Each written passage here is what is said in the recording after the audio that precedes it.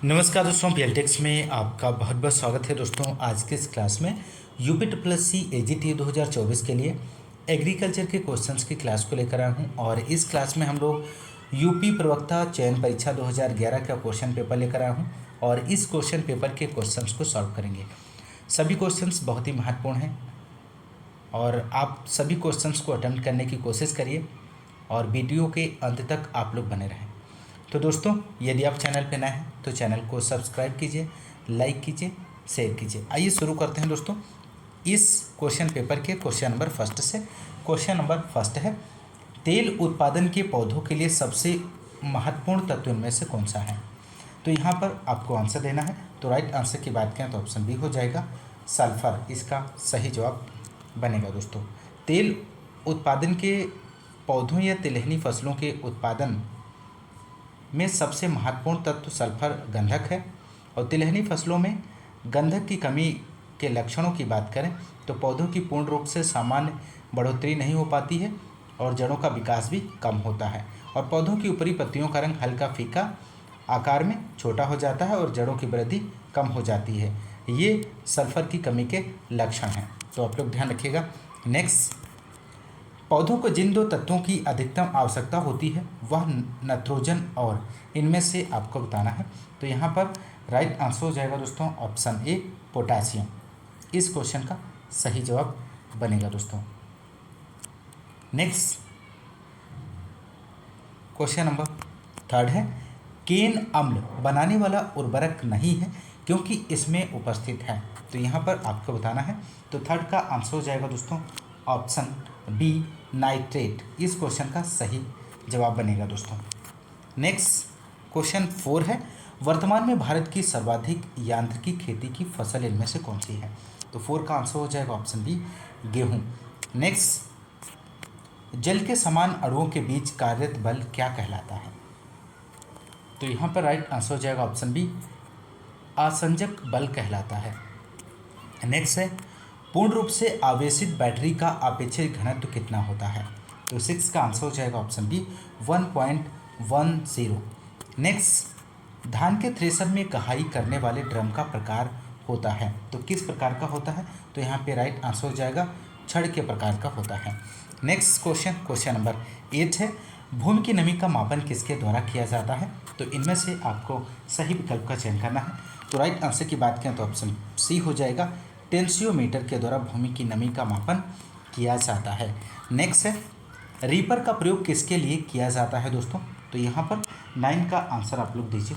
तो यहाँ पे राइट आंसर हो जाएगा, फसल कटाई एवं गहाई में रीपर का प्रयोग किया जाता है। नेक्स्ट, डिस्क हैरो की भेदन गहराई किसके द्वारा बढ़ाई जाती है। तो यहाँ पर क्वेश्चन नंबर 10 का आप लोग आंसर दीजिए, बहुत ही महत्वपूर्ण है। तो राइट आंसर हो जाएगा डिस्क कोण से। नेक्स्ट, भारत का सबसे अधिक सिंचित प्रदेश कौन सा है इनमें से। तो 11 का आंसर हो जाएगा ऑप्शन डी, पंजाब इसका सही जवाब बनेगा। भेड़ की किस नस्ल द्वारा रेशा प्राप्त किया जाता है। तो 12 का आंसर हो जाएगा ऑप्शन बी, बीकानेरी। बकरी की कौन सी नस्ल मांस के लिए सबसे उत्तम मानी जाती है इनमें से। तो 13 का आंसर हो जाएगा black Bengal. Question number next है, समसूत्री विभाजन किस कोशिका में होता है इनमें से। तो 14 का यहाँ पर राइट आंसर की बात करें तो ऑप्शन ए हो जाएगा, सोमेटिक कोशिका में समसूत्री विभाजन होता है। क्वेश्चन नंबर नेक्स्ट है यहाँ पर 15, अच्छे साइलेज में नमी की प्रतिशत मात्रा कितनी होनी चाहिए। तो यहाँ पर आप लोग आंसर दीजिए, इसका राइट जवाब क्या बनेगा। तो यहाँ पर राइट आंसर की बात करें दोस्तों तो इस क्वेश्चन का 15 का जो आंसर होगा ऑप्शन डी हो जाएगा, 60 से 70% इस क्वेश्चन का सही जवाब बनेगा। दोस्तों नेक्स्ट क्वेश्चन है क्वेश्चन नंबर 16, पशुओं के शरीर में कैल्शियम की मात्रा कितनी % पाई जाती है। तो 16 का आंसर हो जाएगा ऑप्शन सी, 3.3% पाई जाती है। नेक्स्ट, निम्न में से कौन सी प्रोटीन पानी में घुलनशील है। तो दोस्तों आपको यहाँ पर बताना है। तो 17 का राइट आंसर हो जाएगा ऑप्शन ए, एल्बुमिन प्रोटीन पानी में घुलनशील है। नेक्स्ट है, गाय के दूध का अपेक्षित घनत्व होता है। तो इनमें से आपको बताना है इसका सही जवाब क्या बनेगा। तो राइट आंसर की यहाँ पर बात करें तो ऑप्शन बी सही जवाब हो जाएगा, 1.030 इस क्वेश्चन का सही जवाब बनेगा। नेक्स्ट है, गाय में मुख्य रूप से बांझपन किस विटामिन की कमी से होता है? तो 19 का आप लोग आंसर दीजिए, बहुत ही महत्वपूर्ण प्रश्न है। तो यहाँ पर राइट आंसर की बात करें दोस्तों, तो इसका सही जवाब हो जाएगा ऑप्शन सी, विटामिन ई की कमी से। क्वेश्चन नंबर नेक्स्ट है, माइटोकॉन्ड्रिया की खोज किसने की? बहुत ही महत्वपूर्ण प्रश्न है। तो 20 का आप लोग आंसर दीजिए। तो यहाँ पर राइट आंसर क्या बनेगा दोस्तों? तो इसका राइट आंसर हो जाएगा दोस्तों यहाँ पर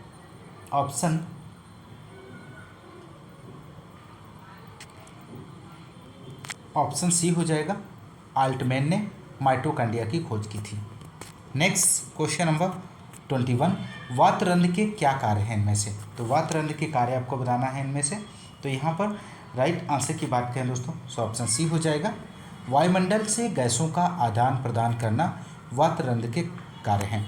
नेक्स्ट, मूसला जड़ किस प्रकार के पौधों में पाई जाती है? इनमें से आपको बताना है। तो यहाँ पे राइट आंसर हो जाएगा, द्विबीजपत्री पौधों में मूसला जड़ पाई जाती है। 23 क्वेश्चन है, प्रकाश संश्लेषण क्रिया किस रंग के प्रकाश में अधिक होती है? हरा, पीला, लाल, नारंगी। तो यहाँ पर क्वेश्चन का ऑप्शंस दिए गए हैं, आप लोग सही आंसर का चयन कर सकते हैं। तो यहाँ पे राइट आंसर हो जाएगा, लाल प्रकाश में प्रकाश संश्लेषण की क्रिया प्रकाश में अधिक होती है।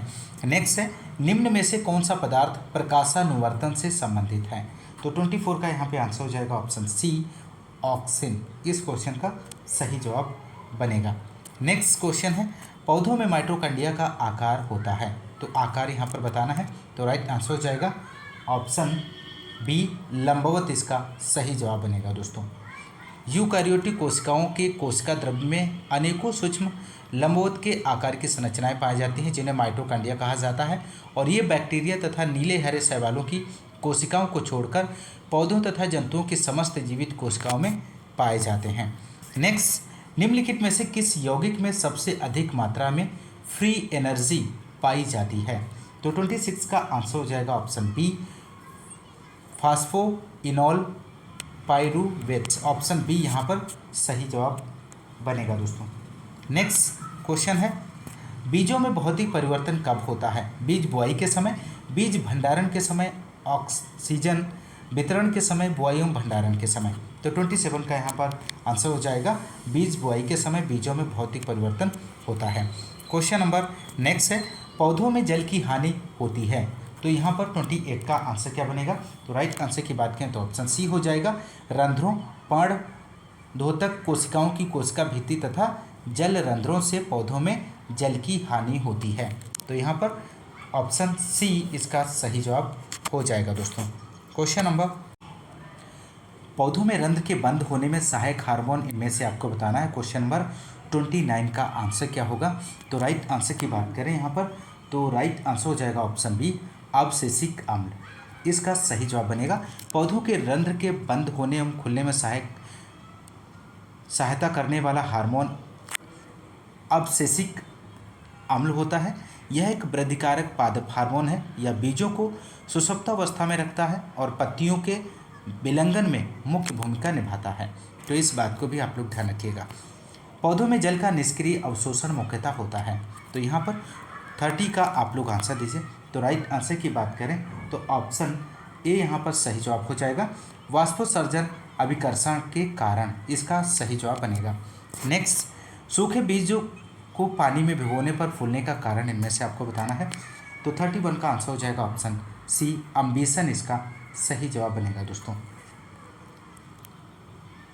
सूखे बीज को पानी से भिगोने पर वे अंतःशोषण अम्बिशन के कारण अधिक जल सोख लेते हैं, जिससे उनका आयतन प्रसार होता है और वे फूल जाते हैं। तो यहाँ पर ऑप्शन सी राइट जवाब बनेगा। क्वेश्चन नंबर नेक्स्ट है, निरपेक्ष शोषण सामान्यतः किस पौधे में उत्पन्न होता है?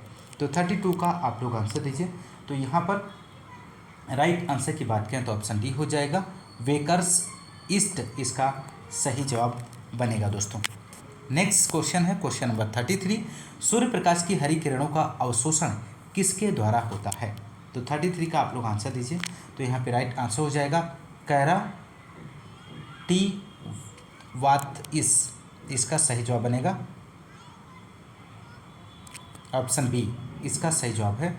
नेक्स्ट है 34, पौधों में सिट्रस कैंकर रोग किससे उत्पन्न होता है? तो पौधों में सिट्रस कैंकर किससे उत्पन्न होता है? तो यहाँ पर 34 का आंसर हो जाएगा ऑप्शन डी, बैक्टीरिया के द्वारा। नेक्स्ट क्वेश्चन नंबर 35 है, निम्न में से कौन कवक खाद्य की तरह प्रयोग किया जाता है इनमें से? तो 35 का आंसर दीजिए, बहुत ही महत्वपूर्ण है। तो राइट आंसर हो जाएगा ट्यूबर मिलेनो स्पर्मम, ऑप्शन ए सही जवाब बनेगा। नेक्स्ट है, निम्नलिखित में से कौन सा फैकल्टेटिव पैरासाइट है इनमें से? तो यहाँ पर आपको बताना है फैकल्टेटिव पैरासाइट इनमें से कौन सा है। तो 36 का आंसर की बात करें तो ऑप्शन सी हो जाएगा, पीथियम इसका सही जवाब बनेगा दोस्तों।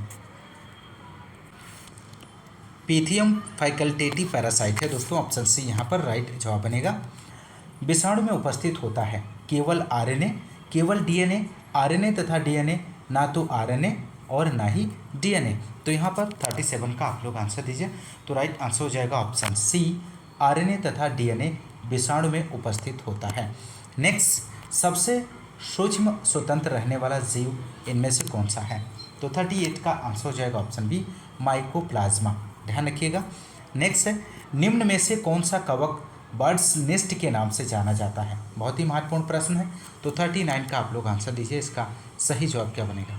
तो यहाँ पर 39 के आंसर की बात करें तो ऑप्शन बी हो जाएगा, साइथस, इस क्वेश्चन का सही जवाब बनेगा दोस्तों। साइथस इसका सही आंसर हो जाएगा। नेक्स्ट क्वेश्चन है, भारत में पादप रोग विज्ञान के जनक कौन माने जाते हैं? मोस्ट इंपोर्टेंट प्रश्न है दोस्तों। यहाँ पर क्वेश्चन नंबर 40 का आप लोग आंसर दीजिए।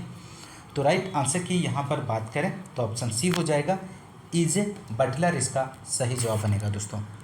भारत में पादप रोग विज्ञान के जनक इजे बटलर को माना जाता है। नेक्स्ट क्वेश्चन नंबर 41, निम्न में से कौन सा संचार माध्यम समुदाय के लिए प्रयोग नहीं किया जाता है? तो 41 का यहाँ पर आप लोग आंसर दीजिए। तो यहाँ पर 41 का राइट आंसर की यदि हम बात करें दोस्तों तो ऑप्शन डी यहाँ पर सही जवाब हो जाएगा, परिचालित पत्र। नेक्स्ट है, निम्न में से कौन सी प्रसार प्रशिक्षण की विधि इनमें से नहीं है? तो 42 का आंसर हो जाएगा ऑप्शन बी, व्याख्यान। नेक्स्ट, एक अच्छे प्रसारकर्ता में गुण होने चाहिए। तो 43 का आंसर हो जाएगा ऑप्शन बी, सहानुभूतिपूर्ण व्यवहार के गुण होने चाहिए। नेक्स्ट है, भारत में प्रकाशित प्रथम ग्रामीण समाचार पत्र का नाम था। तो 44 का यहाँ पर आंसर ऑप्शन बी हो जाएगा, कृषि जगत। नेक्स्ट 45 क्वेश्चन है, किसने कहा था समाचार वह चीज़ है जिसे आप कल तक नहीं जानते थे? तो 45 का आंसर की बात करें तो ऑप्शन डी हो जाएगा, विलियम ब्रेलियर, इसका सही जवाब बनेगा।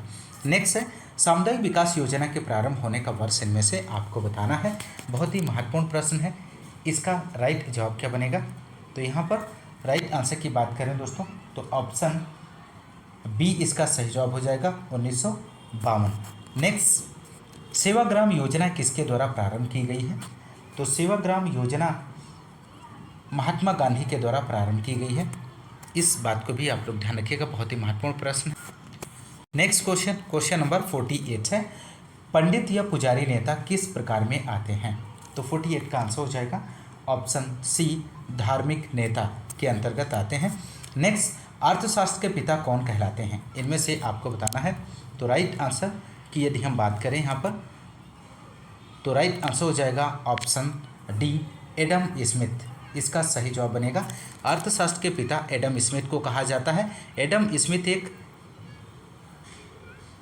दार्शनिक और प्रख्यात अर्थशास्त्री थे और इन्होंने द वेल्थ ऑफ नेशंस नामक प्रसिद्ध पुस्तक लिखी और जिसने 18वीं शताब्दी के इतिहासकारों एवं अर्थशास्त्रियों को प्रभावित किया। तो यहाँ पर ऑप्शन डी राइट जवाब बनेगा। नेक्स्ट है, अर्थशास्त्र की विषय सामग्री जिसमें पूर्ण अर्थव्यवस्था का अध्ययन किया जाता है उसे क्या कहते हैं? तो 50 का यहाँ पर आप लोग आंसर दीजिए।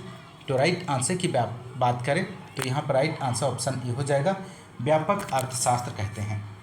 इसका राइट जवाब हो जाएगा दोस्तों ऑप्शन ए, इसका सही जवाब बनेगा दोस्तों। व्यापक अर्थशास्त्र, माइक्रो इकोनॉमिक्स अर्थशास्त्र की वह शाखा है जिसमें समस्त आर्थिक क्रियाओं का संपूर्ण रूप से अध्ययन किया जाता है। राष्ट्रीय आय, उत्पादन, रोजगार, व्यापार चक्र, आर्थिक विकास, अंतर्राष्ट्रीय व्यापार, सभी क्रियाओं का पूर्ण अध्ययन इसके अंतर्गत आता है। तो इस बात को भी आप लोग ध्यान रखिएगा। धान की पौध मिट्टी रहित माध्यम में उगाने की विधि को क्या कहते हैं? बहुत ही महत्वपूर्ण प्रश्न है। तो यहाँ पर 51 का आंसर हो जाएगा ऑप्शन डी, डायफोंग विधि कहते हैं। नेक्स्ट क्वेश्चन है, उपास 120 एक प्रजाति है, UPAS किसकी प्रजाति है? बहुत ही फेमस वैरायटी है। तो यहाँ पर 52 का आंसर हो जाएगा ऑप्शन बी, अरहर की प्रजाति है उपास 120। नेक्स्ट 53 क्वेश्चन नंबर है, भारत में किस फसल का सर्वाधिक क्षेत्र तथा उत्पादन है? इनमें से आपको बताना है। तो 53 का आंसर हो जाएगा ऑप्शन सी, धान इसका सही जवाब बनेगा। नेक्स्ट, निम्न में से कौन सी फसल सभी ऋतुओं में बोई जाती है? तो यहाँ पर आपको बताना है इनमें से कौन सी फसल है जिसको सभी ऋतुओं में बोया जाता है। तो यहाँ पर ऑप्शन 54 का जो राइट आंसर होगा ऑप्शन डी हो जाएगा, मक्का। मक्का की फसल सभी ऋतुओं में बोई जाती है। नेक्स्ट है, हाल ही में विकसित हुई टर्मिनेटर टेक्नोलॉजी का प्रयोग किस फसल में हुआ है? तो 55 का आंसर हो जाएगा ऑप्शन बी, कपास की फसल में टर्मिनेटर टेक्नोलॉजी का प्रयोग हुआ है। नेक्स्ट, निम्नलिखित में से कौन सी नकदी फसल इनमें से है? बहुत ही महत्वपूर्ण है लेकिन सिंपल क्वेश्चन है। इस क्वेश्चन का सभी से आंसर बन जाएगा, उम्मीद करते हैं। तो 56 का आंसर जो हो जाएगा ऑप्शन ए, मूंगफली नकदी फसल के अंतर्गत आता है। नेक्स्ट 57, बरसीम का उत्पत्ति स्थल इनमें से आपको बताना है दोस्तों। तो राइट आंसर की बात करें तो ऑप्शन इसका सही जवाब बनेगा ऑप्शन डी, इजिप्ट इसका सही आंसर हो जाएगा। बरसीम घास का उत्पत्ति स्थान मूलतः मिस्र, इजिप्ट था और बरसीम चारे की एक प्रमुख फसल है और इसकी बुआई अधिकांशतः सिंचित उपोष्ण जलवायु वाले क्षेत्रों में की जाती है। अमेरिका और यूरोप में भी इसकी खेती होती है। नेक्स्ट, प्रथम पंचवर्षीय योजना शुरू करने का वर्ष इनमें से आपको बताना है। तो इसका राइट जवाब क्या बनेगा दोस्तों? तो यहाँ पर सही आंसर की बात करें तो ऑप्शन डी हो जाएगा, 1951 में प्रथम पंचवर्षीय योजना शुरू की गई। नेक्स्ट, 7वीं पंचवर्षीय योजना का वर्ष इनमें से आपको बताना है। तो 59 का आंसर यहाँ पर हो जाएगा दोस्तों ऑप्शन डी, 1985 से 1990। नेक्स्ट, भारतीय योजनाओं के अंतर्गत योजना अवकाश काल माना जाता है। तो यहाँ पर 60 का आंसर हो जाएगा ऑप्शन ए, 1966 से 1969। क्वेश्चन नंबर नेक्स्ट है 61, यदि फार्म क्रियाओं को करने के लिए निश्चित अवधि के लिए श्रम किराए पर लिया जाता है तो उसे क्या कहते हैं? तो 61 का आंसर ऑप्शन ए हो जाएगा, स्थायी मजदूर कहते हैं। नेक्स्ट, मजदूरी पुरस्कार है तो इनमें से आपको बताना है। तो 62 का आंसर हो जाएगा ऑप्शन सी, श्रम का। नेक्स्ट क्वेश्चन, प्रथम सिंचाई आयोग कब गठित हुआ है दोस्तों? तो 63 का आंसर आप लोग दीजिए। तो राइट आंसर हो जाएगा, प्रथम सिंचाई आयोग 1901 में गठित हुआ था। नेक्स्ट है, नाइट्रोजन पौधे के लिए एक मुख्य पोषक तत्व है क्योंकि यह मृदा में अधिक उपलब्ध होता है, यह प्रोटीन का भाग है, यह वायुमंडल में अधिक उपलब्ध है, या पौधों द्वारा अधिक मात्रा में लिया जाता है। तो 64 का आंसर हो जाएगा ऑप्शन डी, यह पौधों द्वारा अधिक मात्रा में लिया जाता है। क्वेश्चन नंबर नेक्स्ट है, निम्न में से किस में लौह की सबसे अधिक मात्रा मिलती है? मोस्ट इंपॉर्टेंट प्रश्न है दोस्तों। तो यहाँ पर आप लोग इस क्वेश्चन का आंसर दीजिए फटाफट, इसका सही आंसर क्या बनेगा? तो यहाँ पर राइट आंसर हो जाएगा ऑप्शन डी, करेला इसका सही जवाब बनेगा। करेला में सबसे अधिक लौह की मात्रा पाई जाती है। नेक्स्ट 66, आलू का उद्भव स्थान कौन सा है? तो आलू का उद्भव स्थान आपको बताना है दोस्तों, यहाँ पर दिए गए ऑप्शंस में से। तो आप लोग सही आंसर का चयन कीजिए, इसका सही जवाब क्या बनेगा? तो यहाँ पर 66 का आंसर जो हो जाएगा दोस्तों ऑप्शन बी इसका सही जवाब बनेगा, दक्षिण अमेरिका आलू का उद्भव स्थान है। नेक्स्ट क्वेश्चन है क्वेश्चन नंबर 67, शकरकंद में कितने प्रतिशत स्टार पाया जाता है? ये भी क्वेश्चन बहुत ही महत्वपूर्ण है। तो आप लोग यहाँ पर आंसर दीजिए, इसका राइट जवाब क्या बनेगा? तो यहाँ पर राइट आंसर की बात करें तो 67 का आंसर हो जाएगा ऑप्शन डी, 16%। इस क्वेश्चन का सही जवाब बनेगा दोस्तों। शकरकंद में 16% स्टार्च और 4% शर्करा होती है और इसमें vitamin A, calcium, phosphorus, sodium, potassium, लौह तथा अल्प मात्रा में विटामिन सी पाया जाता है। नेक्स्ट, आम को समुद्र तल से कितनी ऊंचाई तक उगाया जा सकता है? तो 68 का आप लोग आंसर दीजिए दोस्तों यहाँ पर। तो 68 का आंसर हो जाएगा ऑप्शन बी, 600 से 1500 मीटर। नेक्स्ट, वैशाली बधु किस सब्जी की किस्म है? तो वैशाली बधु आपको बताना है किस सब्जी की किस्म है दोस्तों। तो यहाँ पर बहुत ही महत्वपूर्ण प्रश्न है। तो 69 का यहाँ पर आंसर हो जाएगा दोस्तों ऑप्शन डी, भिंडी की किस्म है वैशाली बधु। तो आप लोग ध्यान रखिएगा, महत्वपूर्ण वैरायटी है। और भिंडी की अन्य प्रजातियों की बात करें तो पूसा सावनी है, अर्का है और अनामिका, पूसा मखमली, ये सभी जो हैं भिंडी की प्रजातियां हैं। नेक्स्ट, षटभुजाकार रोपण पद्धति में वर्गाकार पद्धति की अपेक्षा कितने प्रतिशत अधिक पौधे लगाए जा सकते हैं? तो 70 का यहाँ पर आप लोग आंसर दीजिए। तो राइट आंसर की बात करें तो ऑप्शन बी हो जाएगा 15%। षटभुजाकार रोपण पद्धति में वर्गाकार पद्धति की अपेक्षा 15% अधिक पौधे लगाए जा सकते हैं। षटभुज के अंतर्गत 6 पौधे लगाए जाते हैं। नेक्स्ट, निम्न में से कौन सा वृक्ष तेजी से बढ़ता है? इनमें से आपको बताना है। 71 का आंसर क्या बनेगा दोस्तों? तो यहाँ पे राइट आंसर हो जाएगा यूकेलिप्टस हाइब्रिडा, वृक्ष तेजी से बढ़ता है। ऑप्शन सी यहाँ पर सही जवाब बनेगा। निम्न में से कौन सफ़ेद पुष्प देता है? तो 72 का आप लोग आंसर दीजिए। इनमें से कौन सा सफ़ेद पुष्प देता है? तो राइट आंसर ऑप्शन डी हो जाएगा, डिलिनिया इंडिका सफ़ेद पुष्प देता है। ध्यान रखिएगा, बहुत ही महत्वपूर्ण प्रश्न है। नेक्स्ट, रॉक फॉस्फेट उस मृदा के लिए उपयुक्त उर्वरक है जहां मृदा हो अम्लीय हो, क्षारीय हो, रेतीली हो, तटस्थ हो। तो यहाँ पर 73 का आप लोग आंसर दीजिए। तो राइट आंसर हो जाएगा अम्लीय। रॉक फॉस्फेट उस मृदा के लिए उपयुक्त उर्वरक है जहां मृदा अम्लीय हो। तो दोस्तों ये रहे 73 क्वेश्चंस जो कि आपने यूपी पीजीटी 2011 के क्वेश्चन पेपर को आपने इस क्लास में सॉल्व किया।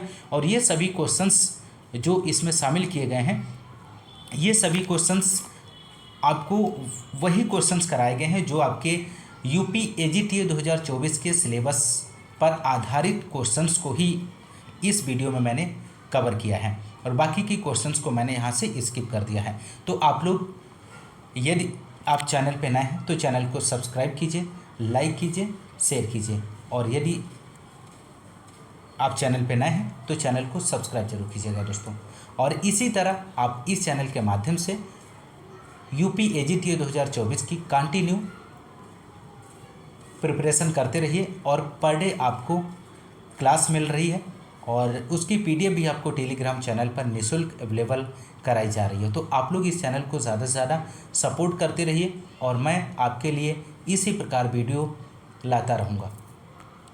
तो मिलते हैं नेक्स्ट क्लास में, तब तक के लिए नमस्कार, जय हिंद, धन्यवाद।